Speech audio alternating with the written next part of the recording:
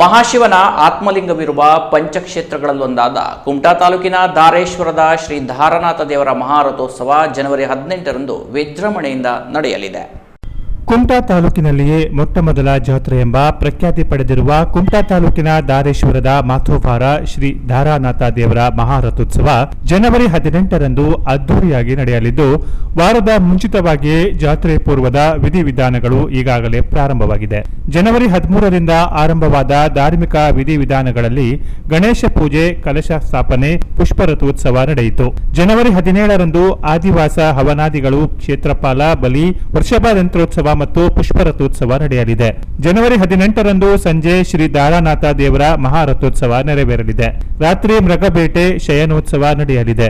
January 19ರಂದು Okuli, ಆವಭೃತ ತೀರ್ಥಸ್ಥಾನ ಉತ್ಸವಾದಿಗಳು ಮುಕ್ತಾಯಗೊಳ್ಳಲಿದೆ.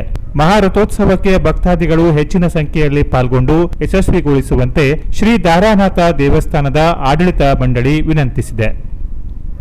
Canara plus news, Kumta.